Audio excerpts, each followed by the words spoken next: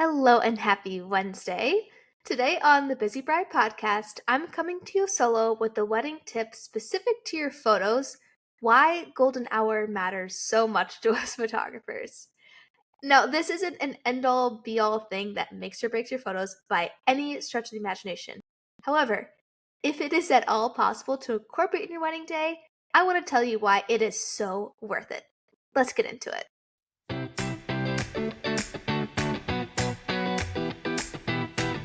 Hello and welcome to the Busy Bride podcast. I'm your host, Gabriella Marie, and I created this podcast to help you research vendors and learn valuable advice as you plan the most special and true to you wedding day of your dreams.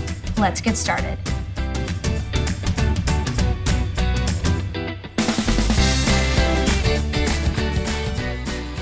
If you don't know what golden hour is, it is like the hour to 2 hours before sunset and also like the hour after sunrise. And the reason it's called golden hour is because when the sun is really low in the sky near the horizon, the light has a more golden hue to it than it does at midday. I don't know why. I should probably look into why. I should probably do some research on that. It just is. It gives like this magical Hollywood ethereal look to the photos. But also a big reason why I love golden hour is because the light is softer, which means there are no harsh shadows on your face like there are at midday, which is a whole look in itself and totally a vibe. But it just, to me personally, doesn't compare to the soft glow of golden hour. And also, the grass doesn't look like crazy bright, like it's white either, which sometimes happens at midday. It's just the overall vibes of golden hour. So, as a photographer, I schedule most of my sessions, basically all of my sessions, if they're not in the studio, close to sunset if possible. If it's cloudy, doesn't matter as much. We can go different parts of the day. There's a lot more flexibility with clouds. Clouds are all actually great for photos. But golden hour is just the time of day for photos. And wedding days are tough because you're abiding by a schedule that has so many different moving parts to it. And the most important parts are that you get married and that you get to hang out with your loved ones and celebrate with them. And so because of that, golden hour sometimes isn't prioritized. But if it's at all possible, I always try to see if it can become part of the schedule for a wedding day for photos. So, because golden hour is entirely dependent on the sunset time, it is wildly different at different times of the year. So, for example, if you're getting married in December, golden hour can be as early as like 3:30 or 4 p.m., which makes me want to vomit just saying that, even though we literally just lived it. And then if you're getting married in like June, golden hour can extend to like 8 p.m. So like 4 hours difference. So if you want to incorporate golden hour photos into your wedding day, it will look different based on the different time of year that you're getting married. Let me explain. So, for weddings where the sun sets on the earlier side, golden hour often happens in the afternoon, which usually hits around cocktail hour. If you're planning a ceremony inside a church, like a Catholic ceremony, the timing often works to do photos between your ceremony and cocktail hour, and church ceremonies are typically in the afternoon, which leaves that space before cocktail hour as golden hour. So it works out really well to do a lot of photos at this time for Catholic weddings in December. That's what we just did for a December wedding that I photographed last year, a couple months ago. The golden hour portraits we took were stunning. The sun was just doing its thing. After we did a first look before the ceremony actually, and did some like formal group pictures beforehand. Some family photos after the ceremony, but then we prioritized couples portraits in between the ceremony and the cocktail hour. So before all the guests arrived at the venue, we did some editorial shots like in direct light with the soft golden light coming in from the sun. The bride and groom looked like actual models. It was so much fun, so beautiful. I was squealing inside. It was great. So that's kind of what happens for a December wedding. So if you are getting married in a winter month or a month when the sun sets early, and you're hoping to get some of those golden hour pictures, then try and schedule your ceremony on the earlier side so that you can take some pictures at golden hour. And if you're not doing a church or Catholic ceremony, this can even be something where like you sneak out for 10 minutes or so during cocktail hour to get those pictures. Golden hour portraits don't need to take all day long. They can be really quick. But it's always worth it to have that golden hue and like time away from everything to just kind of breathe and enjoy the moment together. So that's what it looks like for a wedding in the winter months of the year. But in the summer months, for weddings when the sun sets later, like near bedtime, if you're a grandma like me, golden hour often happens during the reception, meaning you and your partner would need to sneak away for like 10-15 minutes to get some extra photos in order to capture golden hour. I always try to line this up with like the lull between dinner and dessert. So, as a married couple at the sweetheart table, you guys get served dinner first. So you can eat first, which is great because you probably haven't eaten much all day long. Lunch doesn't happen on wedding days, which I don't know if you knew that. I'm very much a 3 meal a day person. Like if I don't have lunch, there's gonna be a problem. I always pack my lunch for wedding days. I usually find like 5 to 10 minute window to sneak it in at some point of the day. But yeah, lunch doesn't happen. So you get served dinner first because you're probably starving, and then you get to eat and nourish yourself in order to dance on the dance floor. So anyway, you get served dinner first.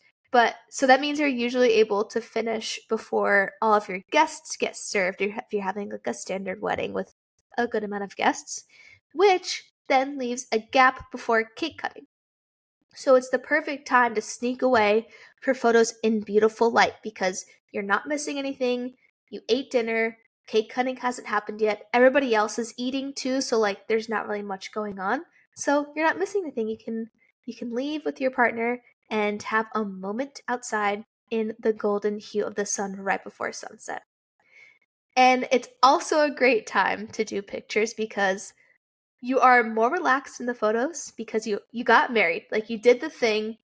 The deal is sealed. You have the rings, the wedding bands on your fingers. Like all of the hard parts are done. You did it. And you might also have a drink or two in your system at this time too. So you may just be a little more loosey goosey, smiley, and fun, and not as like worried about any of the other moving parts of the day. So that's a really great aspect of these photos. They tend to have more of a fun, loose element to them. Um, Earlier in the day, if we do couples portraits earlier as well, those are when we do pictures like with your bouquet and your veil and you're smiling with your partner and you guys look amazing and stunning. And those are the pictures you like print out and hang up. And then these are like no bouquet, no veil really. Sometimes you've already switched into your party dress. It's just a lot more chill and it really just captures the joy and the overall giddiness that you just got to marry your best friend and spend eternity with them. Like that's kind of what golden hour pictures capture, and that's why I love them so much because I'm all about the big smiles and the joy and just all of the emotion there. So that's really why golden hour pictures have a special place in my heart. And then for these summer weddings, sneaking away, you're not missing anything, you're a little relaxed, it's more fun, joy is captured.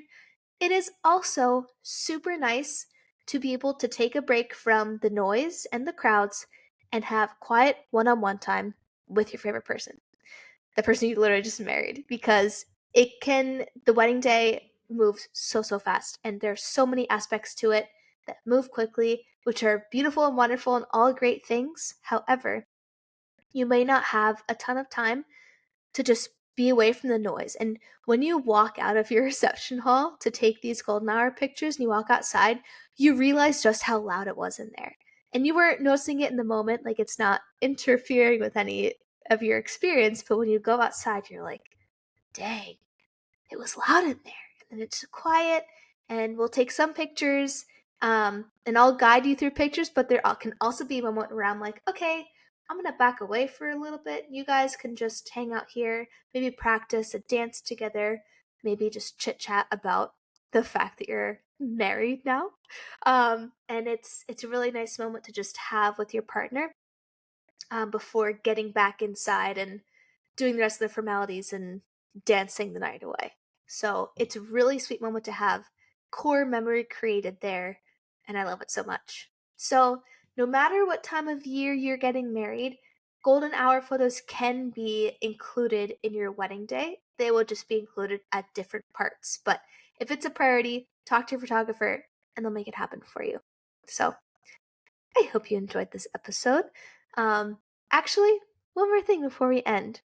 If your wedding day is cloudy or rainy, no worries. Listen, clouds are fantastic for photos because you're not limited to the direction of which you can take photos, if that makes sense.